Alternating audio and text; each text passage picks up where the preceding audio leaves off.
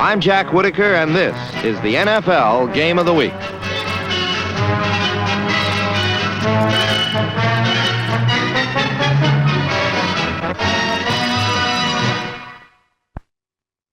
Physically, the tenor of the game was set from the opening kickoff, as seen from our end zone camera. It would be nothing less than a hard-hitting, all-out effort by both clubs.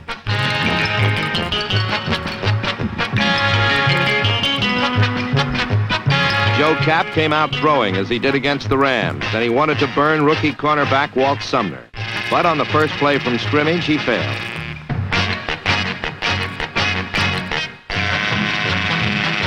He then tested his ground game against a quick front four, and number 30, Bill Brown, succeeded with a big gainer.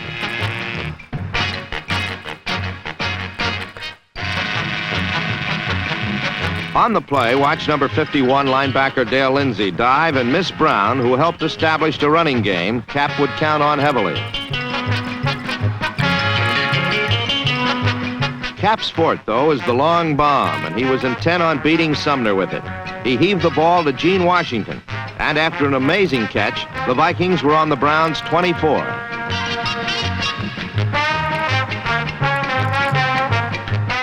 On a repeat from our super slow-motion camera, watch Bill Brown take out the blitzing number 82, Jim Houston, while other Viking linemen also did their job to give Kapp the time he needed to complete his pass to the great receiver.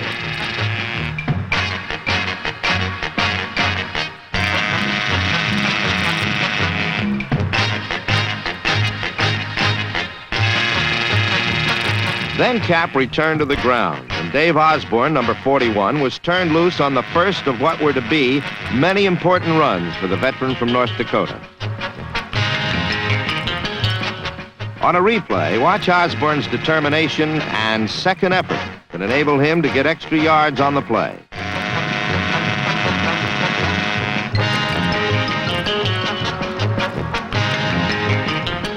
Then Kapp decided to improvise. Result, 6 points. The first score of the game came on a busted play. Kapp bumped into Brown and decided to go for pay dirt himself.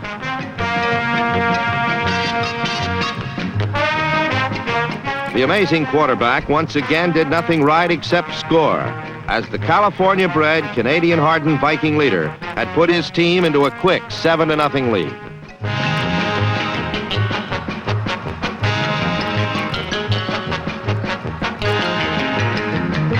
The Browns started out well also, as Bill Nelson's plan was to negate the Viking rush with a short game. Quick screens and flares and draws to his backs, Leroy Kelly and number 35, Bo Scott. But his plan would eventually fail due to great pressure from the Viking front four and great pursuit by number 58, Wally Hilgenberg. Cleveland's first series ended in a punt. The Vikings play a basic, simple game of football, but their game plans are as unusual as their quarterback. Bombs on first down, runs on second and third. Kapp again came out throwing.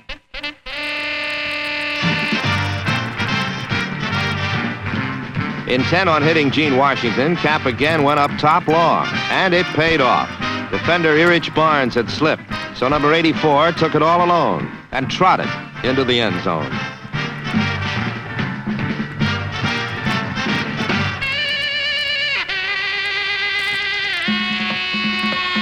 As interesting as the downfield action was what happened to quarterback Kapp on the touchdown.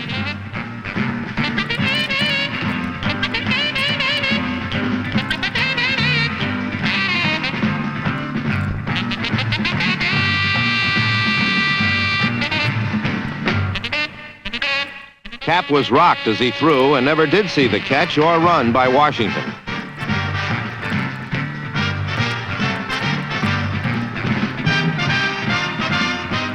Joe was told of his success by none other than the man in the striped shirt, and Kapp exited with a 14-0 lead midway through the first quarter.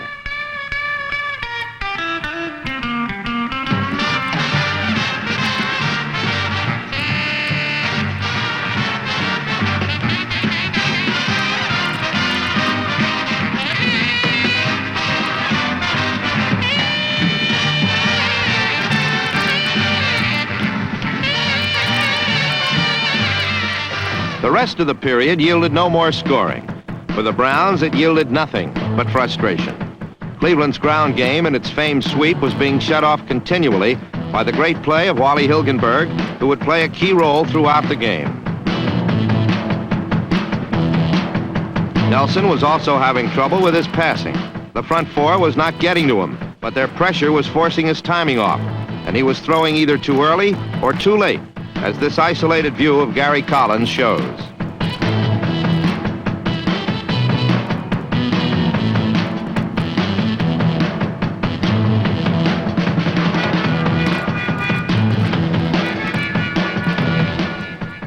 Later in the quarter, the Vikings forced the first turnover of the game, a fumble by Kelly. One of the men who hit Kelly and later recovered the fumble was Wally Hilgenberg. From here, Kapp took the Vikings to another score. The running of Bill Brown and Dave Osborne got the ball to the Browns' 30. Osborne's trademark is second effort, and he was showing it today.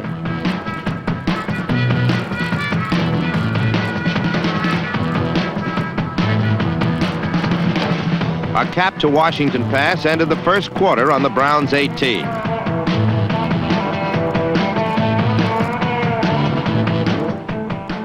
As he always does, Kapp conferred with Coach Grant as the teams changed direction.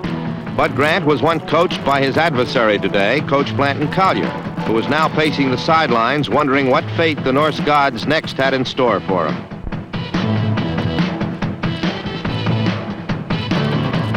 What the gods had for Collier and the Browns was more of Joe Kapp.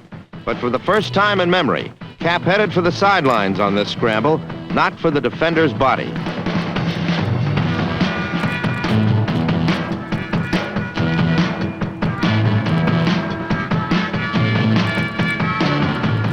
Dave Osborne had been running extremely well inside the tackle so far, twisting and turning to get extra yards, and he got 6 more on second down. But a penalty made it 3rd and 14.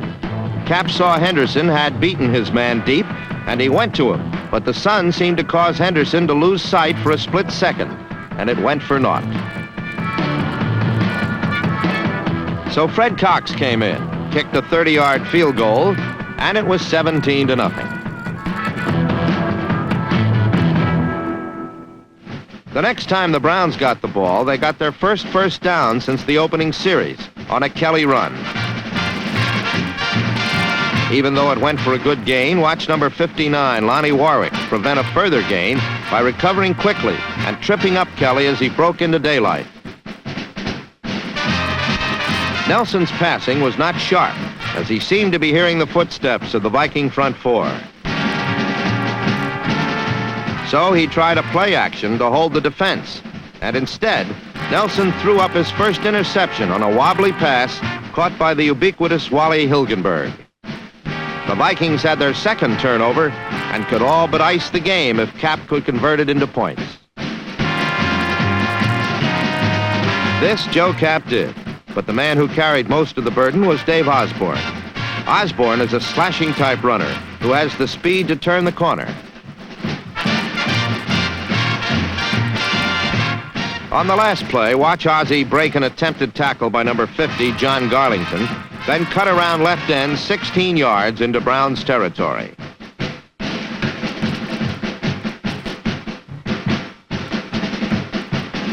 The Browns line was now keying on Osborne. Watch what happens to number 41 on this next play, even though he didn't have the ball.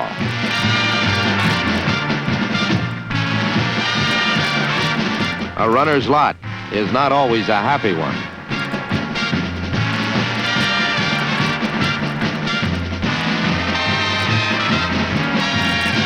Now on the 28, Kapp was mixing his plays well, and a pass to John Henderson got a first down at the 20, as the offensive line was again today Kapp's impeccable protector.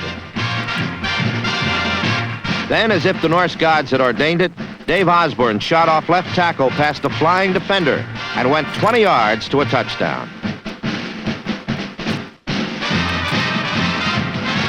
On a replay, watch Osborne evade the leap of defender Mike Howell, number 34, then carry linebacker Garlington into the end zone. Osborne now had over 60 yards rushing in the half. Now let's see the blocks that initially set Osborne loose to the biggest play of the game so far. Watch the blocking of setback Reed, number 64 Milt Sunday, and number 80 John Henderson, as Osborne then evades tacklers himself and drags Garlington into the end zone.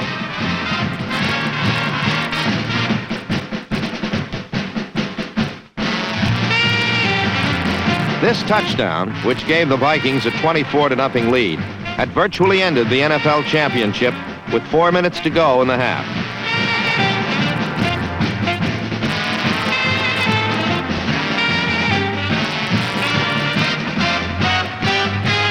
Once again, Joe Kapp, the front four, Dave Osborne, and 34 other Vikings had stunned and staggered their enemy with an aggressive, explosive style of football. And the Purple Gang from Minnesota could all but hear the trumpets blaring on Bourbon Street.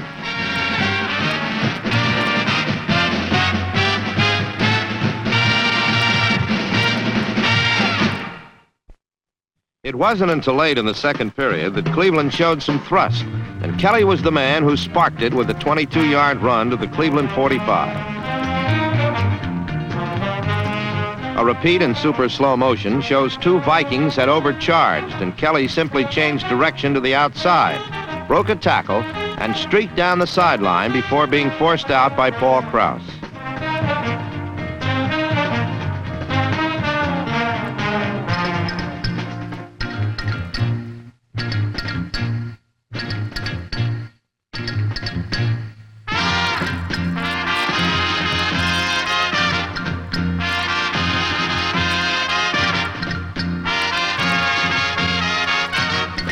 Bill Nelson then completed his first downfield pass, and, as if to prove he was back on the beam, threaded the needle on a second pass to Collins deep in Viking territory.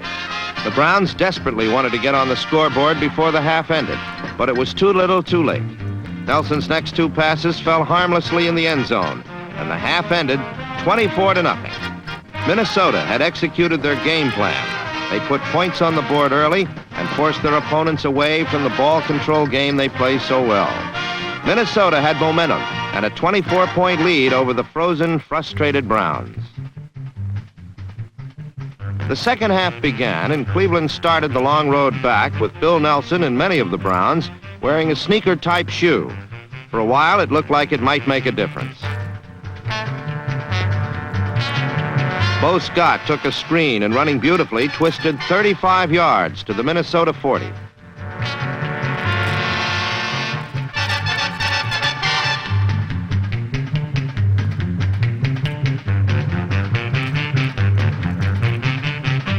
It was a great individual effort by Scott, but as a repeat shows, it was a perfect screen that sprung him. The Viking rush was allowed to filter through, and Nelson passed through the outstretched hands of Carl Eller. Several players had a shot at Scott, but none got him until Carl Kozulski pulled him down from behind. After Leroy Kelly ran the ball to the 27, Nelson tried for Collins in the end zone, but free safety Paul Krause intercepted to end Cleveland's biggest threat of the day.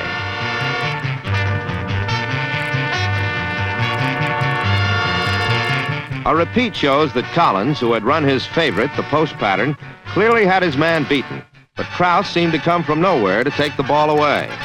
This is in the best tradition of the free safety position, the ball hawks of pro football. After such an enjoyable first half, Joe Kapp appeared eager to get going again. His meal ticket was again Dave Osborne, who today gave an outstanding demonstration of the virtues of second effort. He continually bounced off defenders for large gains after apparently being stopped at the line. He totaled over 100 yards rushing. Then inside Cleveland territory, a play occurred which typifies the Viking rough style of play. The most physical of all is their leader, Kapp, and when he can't throw the ball, he throws himself. This time, it was Big Jim Houston Kapp hurled into. When the dust had cleared, the Cleveland linebacker was knocked cold, never to play again this day. Joe Kapp merely returned to his huddle, ready for the next play. A repeat from the end zone shows Kapp's receivers were covered, so he took off around right end for his date with Houston. His knee hit the Browns' captain in the head.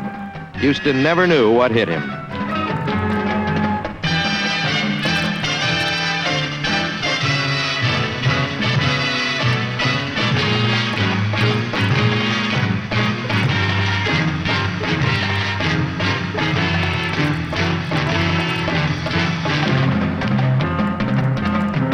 Houston, a 10-year veteran, was replaced by number 52, inexperienced Bill Andrews, and Kapp didn't waste any time picking on the young linebacker. He burned him with the circle pattern, which pits a setback coming out of the backfield one-on-one with the linebacker. Andrews could only clutch futilely as the Viking back streaked by him for a substantial gain.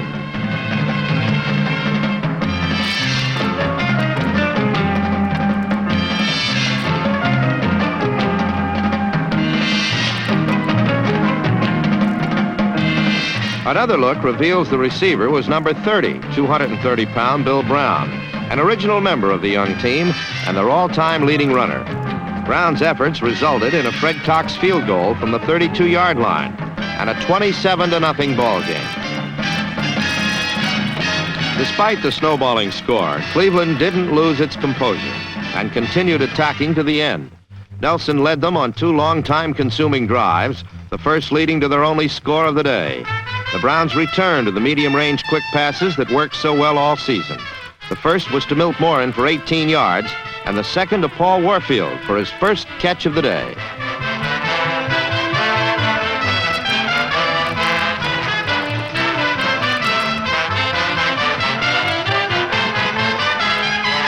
An isolated look at Warfield discloses he slipped while making his cut, but still managed to slant in and take the ball.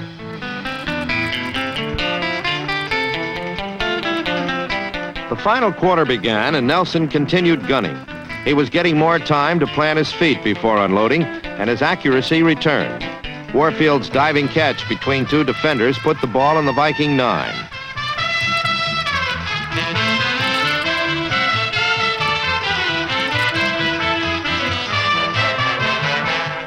A repeat shows that Nelson threw to a spot rather than the receiver. Warfield's timing was perfect.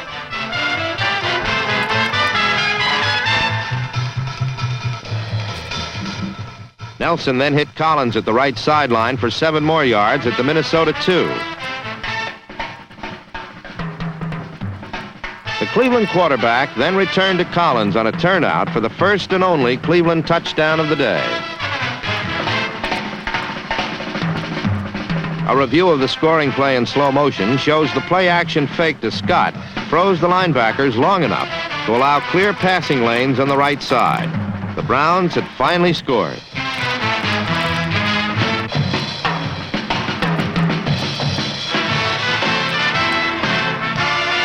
A few points can do wonders for a defense.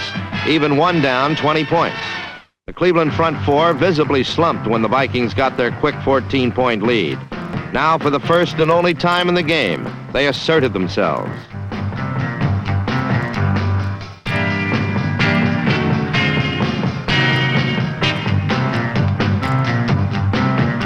The Vikings were forced to punt, and Cleveland was on the move again. Nelson was throwing with authority now and employed Kelly on 2 successive passes for good yardage. This is a facet of Kelly's talent that is often overlooked. Besides running and throwing well, number 44 is an excellent receiver. Despite the fact that Cleveland was virtually ignoring the running game, Kelly gained 80 yards on the ground.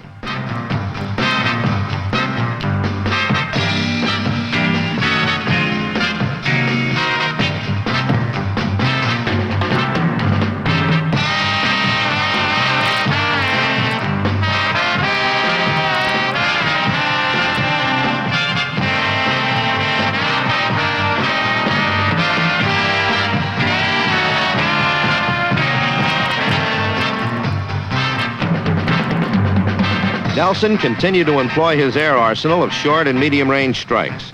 With little more than pride at stake, the Browns were determined to get into the end zone one more time.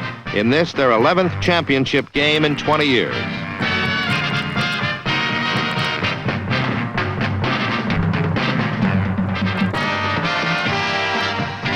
With a strike to Warfield, Nelson had completed 10 straight passes. And with the ball inside of the goal line, it appeared Cleveland wouldn't be denied. But the purple platoon prevailed. Watch number 88, Alan Page, overpower his blocker, almost decapitate Nelson, then finish him off with pursuit worthy of a linebacker. This combination of strength and speed made Page an all-pro in his third season. With it 4th and 10, the Browns had their last chance of the game. The Viking defense camouflaged the blitz until just before the snap, then blew in on Nelson, who had to pass hurriedly and inaccurately.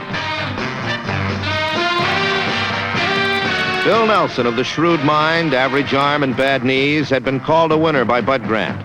But today, a disappointed young quarterback fell far short of his championship goal for the second year in a row. Kapp just had to keep the ball on the ground to run the clock out, and he couldn't resist doing even this in a somewhat unorthodox manner.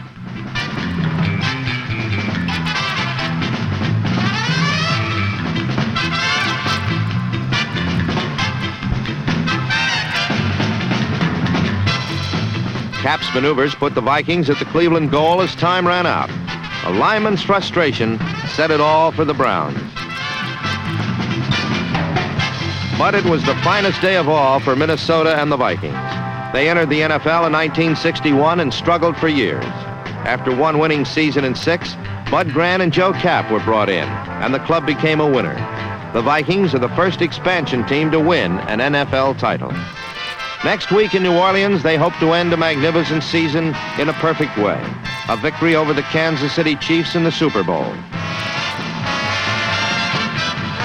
It will be the final test for the powerful Purple Gang from Minnesota.